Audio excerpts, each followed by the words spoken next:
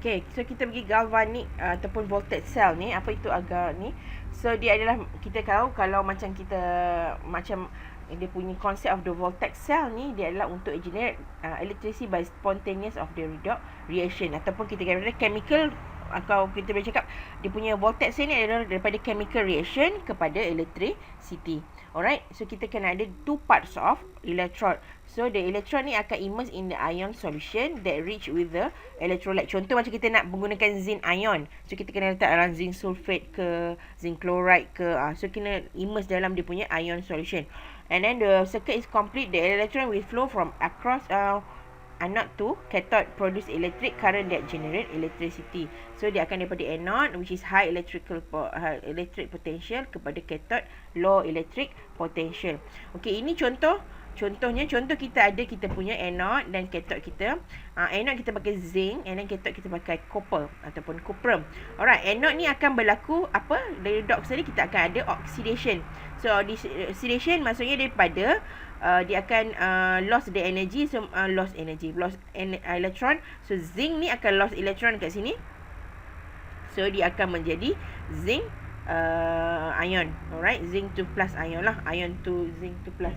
Alright, and then kita ada salt bridge ni. Salt bridge ni untuk completekan kita punya kita punya voltage cell ni. Alright, so kalau tak ada salt bridge ni, takkan ada berlakunya changes in term of the ni lah, tak ada arus yang berlaku dekat dalam voltmeter ni. Okay, alright, dan kita punya cathode kita adalah copper ataupun cuprum. Tadi dia akan berlaku reduction. So kira reduction, dia akan gain electron. So dia gain electron, so dia akan menjadi copper solid. So maksudnya daripada cuprum dia akan jadi copper.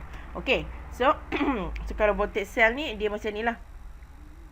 So dia akan menjadi zinc sulfate, menjadi zinc ion. Okay, yang ini menjadi copper.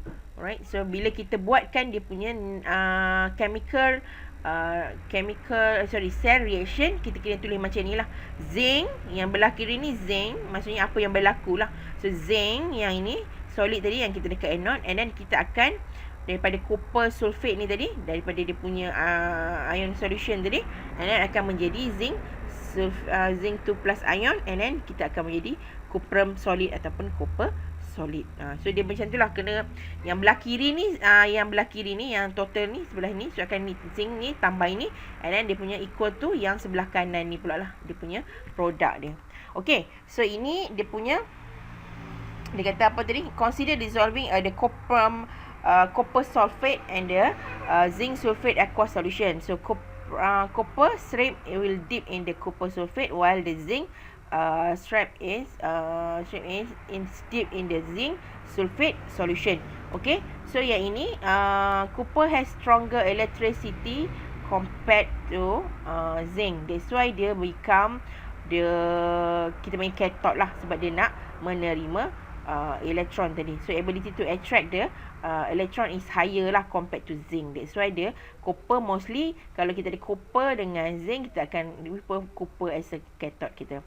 Electrons are being pulled from zinc through the wire connected to the copper, and then zinc atom from the electrode become zinc 2 plus, and become 2 electron losses, and the 2 electron rich copper medium. So it capture copper 2 plus from the solution to form C2 plus. Maksudnya zinc tadi dia akan release 2 electron, and then yang copper sebelah kanan tu dia akan capture dia punya another 2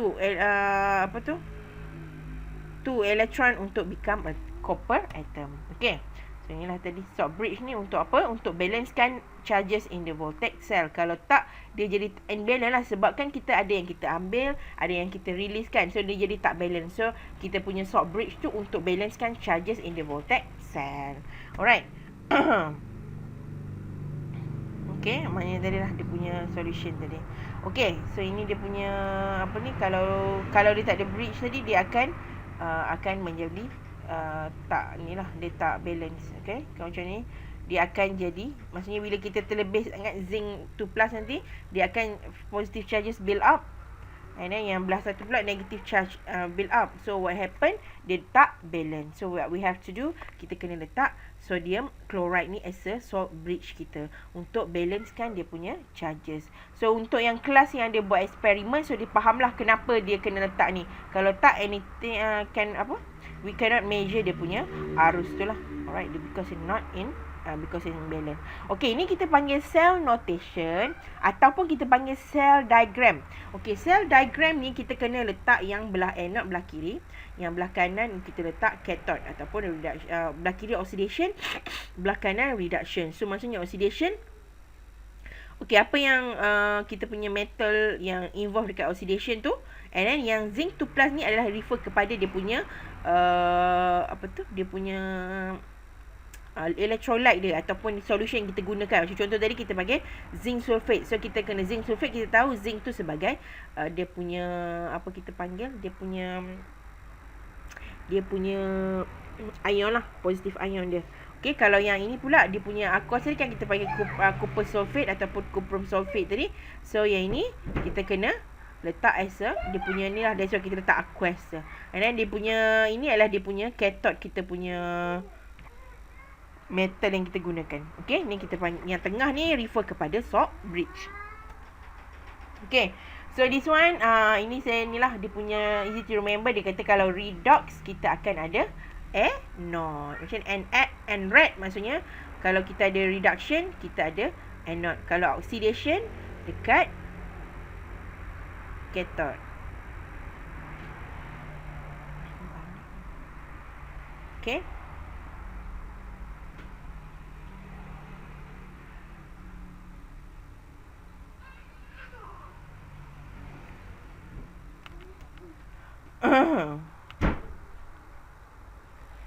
Okay, ni tak. Sorry, this one is the punya kita panggil kita NX tu masih oxidation. Anode, sorry. Anode terbalik sini. Anode adalah oxidation, reduction adalah cathode, and ox red cat. So itulah. Itulah macam ni you nak ingat.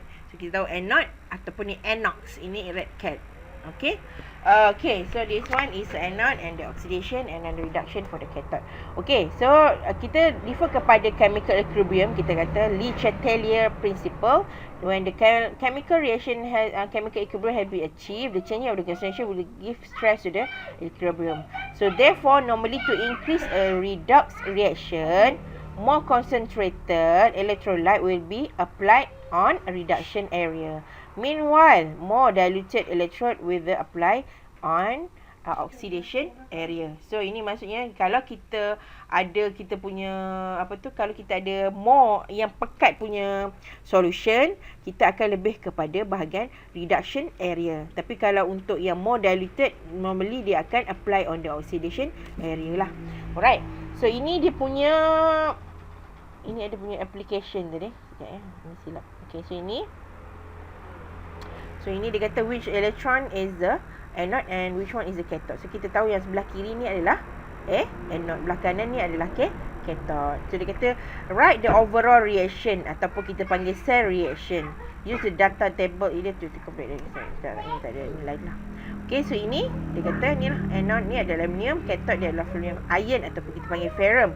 So ini kita punya complete of the cell reaction dia. So kita kena ni lah, tambahkan yang ini, tambahkan dengan yang kita punya untuk reduction kita tadi. Ini oxidation, ini reduction, and then dia akan menjadi ion. Untuk yang ini dia akan oxidize tadi, and then yang ini akan menghasilkan reduction tadi. Dia akan tambahkan elektron. Okay, so ini tak apa, nanti saya cerita macam nak kira cell potential dia lah. Okay.